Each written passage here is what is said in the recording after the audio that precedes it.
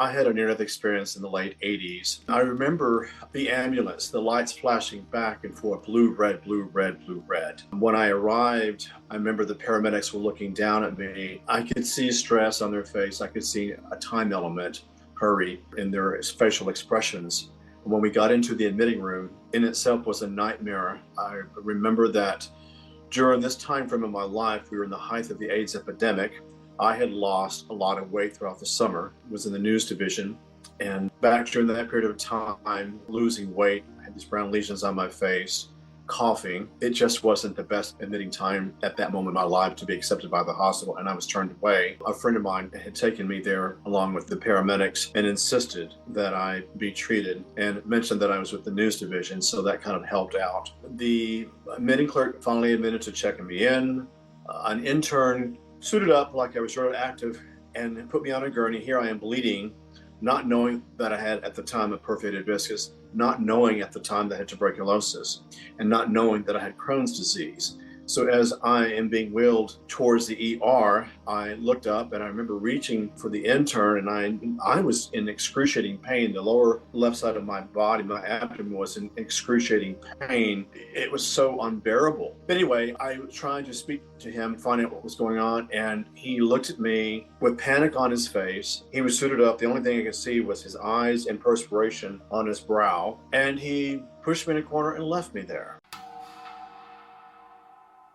Again, the pain in my abdomen was so severe, bleeding everywhere. I remember the anesthesiologist, as I was put on the operating table, I remember here I am in this gown and how cold the table was. And he flipped me on my side. He said, "This is going to hurt." And then in a matter of seconds, I just went out. At this time, as I'm looking at this medical crew going into medical protocol, Peter Anthony, meaning me in spirit form or in ethereal form, looking down at Peter Anthony on the operating table in physical form. It was as though everything here was in 3D. Everything around me I could see.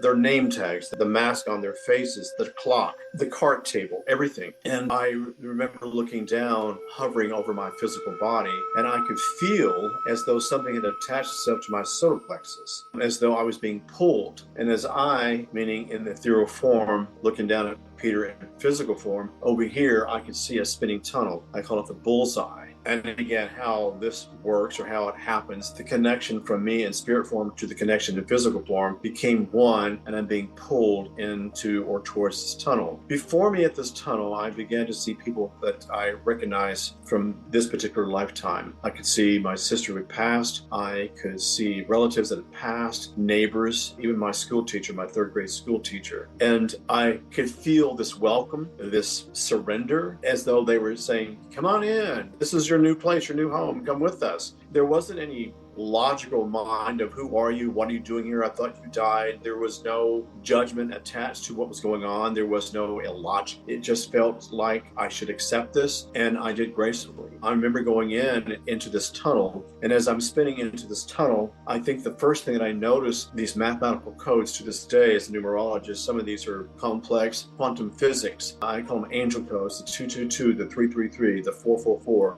the 999, all these codes spinning before me as sound and color around me. Color I can't describe, certainly the sounds I can't describe, the whole combination of sound frequency, the math frequency, and downloading and understanding each code. It's though I was on some level psychically connecting to everything on the planet. My sense of wisdom just expanded beyond consciousness, as though I did a crash course on world history. The mind of Einstein, the mind of Darwin, the mind of your school teachers, the mind of the priest that I had gone to Catholic school. All these, I guess what I refer to as the collective intelligence, was being downloaded into my consciousness from a matter of 0 to 60 and getting it and understanding it. And as I'm going through this tunnel, I'm allowing myself to accept what is going on. Besides seeing the colors, besides seeing the mathematical symbols spinning around me, as I said, I downloaded consciousness. So I began to understand that everything that happens to us on this planet, from the moment that we're born into the moment that we die, it's almost as though every moment of our life is recorded. Every second, every moment, thing matters. Every breath matters. what we do matters. And as I'm going through this tunnel, I began to understand that there is no judgment.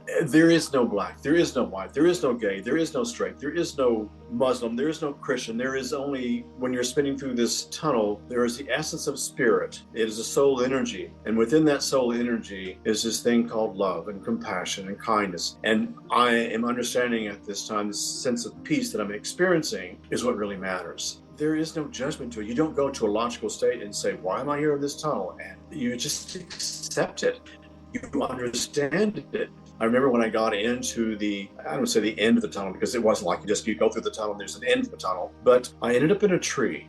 I think the only tree I can compare this tree to, and I didn't know at the time until that lecture in 2011, went into Los Angeles to do a lecture for on near death, that this is called the Tree of Life. I didn't know what the Tree of Life was. But here I am sitting in this tree that looks like something out of the Game of Thrones, and my life review began to unfold. And again, going back to the thought of 0 to 60 was recorded. Every moment from the time I was a baby being born, my birthday at 1 year old, 2 years old, learning how to walk, going to school, playing in a park, every moment was a matrix. And as you're looking at this matrix, again, what you're understanding is you're downloading every moment. You're seeing yourself do things that you shouldn't have done. And so I saw this looking down at myself. And again, Peter looking at young Peter with no judgment, no opinion, just you could have done better. And these life reviews, these short moments of life, kind of like a slice of Diet Coke or Coca-Cola commercial, just start again, just a slice of life, watching your life before you and seeing things. I remember not voting. I remember not caring about voting. I remember seeing myself take a gum wrapper and throw it out the window into the river, and watching this gum wrapper sweat into the current, and how this gum wrapper went to other trash and debris and needles and cat litter and fast food bags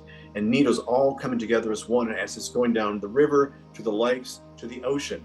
And my one action, my one deed affects everyone. And I learned that, I saw that on the other side, that everything we do on this planet, even when people think we're not watching us, or we don't think people are paying attention to what we're doing, these things are being recorded in the matrix, and you begin to realize that. And so I remember, as I watched this life review with an ascended master next to me, and I've had so many people contact me, that must have been Jesus, or it must have been an angel. I can't say to this day that it was Jesus. I can't say that it was an angel.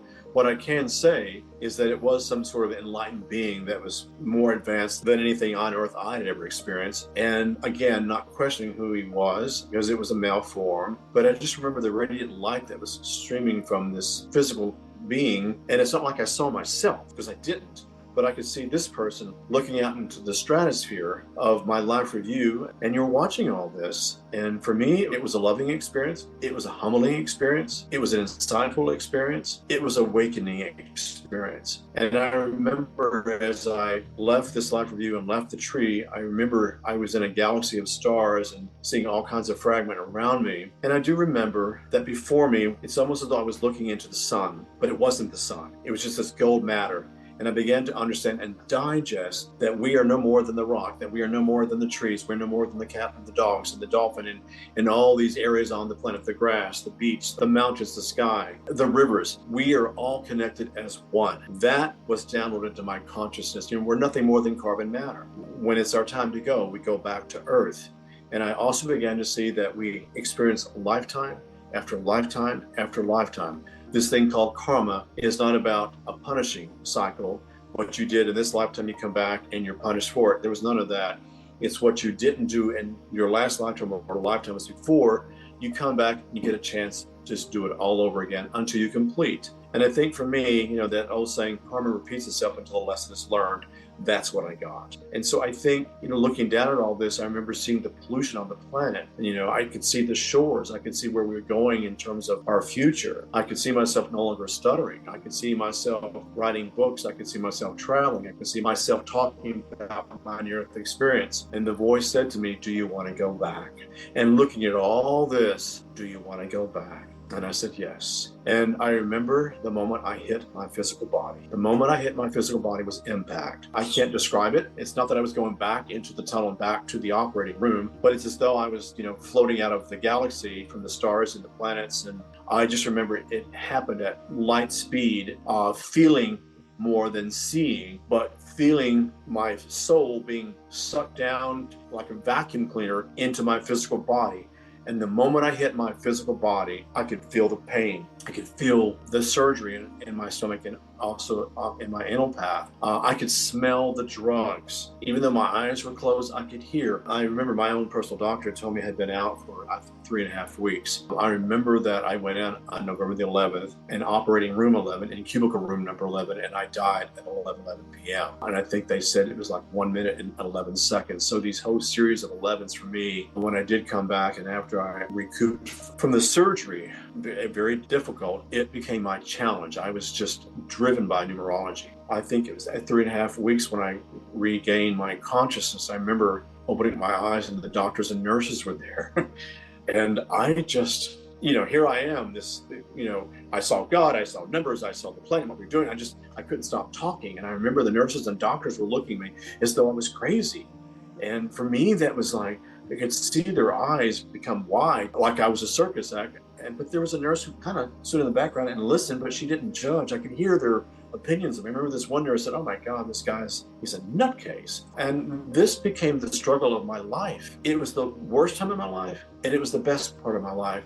Because what I gained on the other side was insight. What I gained on the other side was this thing called life. And I knew that the outcome of where I was going and what I was to do had purpose. I had a magical ending. Though I was in the middle of the war with people not believing, that was the difficult thing. Family to this day don't talk to me. What little bit of family I did have, friends stopped coming to see me. And I think the most difficult thing was that back in the late 80s and 90s, because I was at 85 pounds, and I think it was 6 months later, I was still hovering at 85 pounds with these brown lesions on my face, and everyone just assumed I had AIDS. So people didn't talk to me. So anytime there's a dark period in one's life who's spiritual, you do that thing called you go within. And that's what I did. I began to read. I went back to a career in the news division that didn't particularly shine. I couldn't talk about this. And it wasn't until someone, when I was getting my haircut, a woman came up to me, and I don't know how she knew, but she said, "You died, didn't you? And you came back." What she saw in me was, I think in my life at that time, was a miracle. And it opened me up. And I shared my story, and she shared her story. She went in to have some cosmetic surgery, and she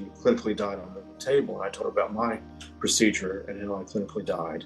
We were like two lost souls that found each other at the other ends of the planet. Both of us, completely opposite ends of the spectrum.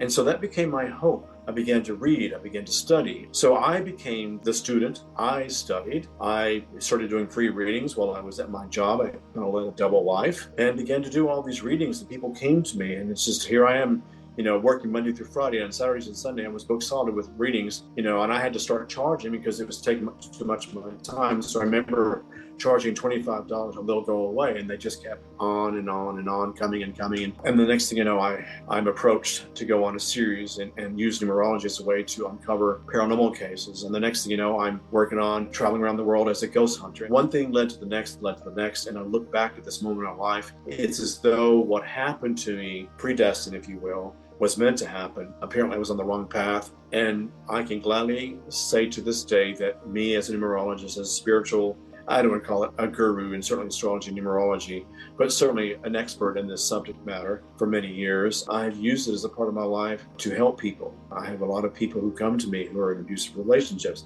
I have a lot of people who come to me who are in relationships with their family that's rather tormented. And so I have an amazing client base. I am still a paranormal investigator. And all this, looking back at this moment in my life, it's though the worst nightmare of my life became the miracle of my life. It's as though I walked through the darkest shadows of despair and ended up in a rainbow of light and possibility. And I think for your audience is that no matter what you go through, no matter what you experience, no matter how many unhappy experiences you have, whether it's your job, your relationship, your neighbor, not making enough money, what I learned on the other side is to use my thoughts correctly, to keep an open mind. I think as we're going towards an area of so much judgment, right versus left and extreme versus liberal, that doesn't really matter. What matters is, where are you today? How are you showing up today? Where are you showing love? Have you helped this person? Are you being kind? What I learned on the other side is we're given a choice. And the choice for us today is, where am I? What am I doing? And if this is something that's not working out, what do I do? How do I leave this choice? And especially when the choice isn't working out, you just don't quit your job. You basically find something. I always say, love what you do until what you love comes along, and it presents itself. And it will always present itself. And sometimes if it doesn't present itself right off the bat, it will present itself. So just keep going. Don't give up. You're talking to someone who lost his eyesight. You're talking to someone who was given 3 months to live. You're listening to someone, I should say, today that I couldn't walk. So I understand social profiling, but I also understand that despite all that we see, despite all that we experience, there is good on this planet, and that person that should be good could be you. So take the moment, just that brief moment, try your very best to be as kind as you can, and watch will that one little stone on the glass lake ripple all across the planet. Thank you for listening to my story. I hope this helps.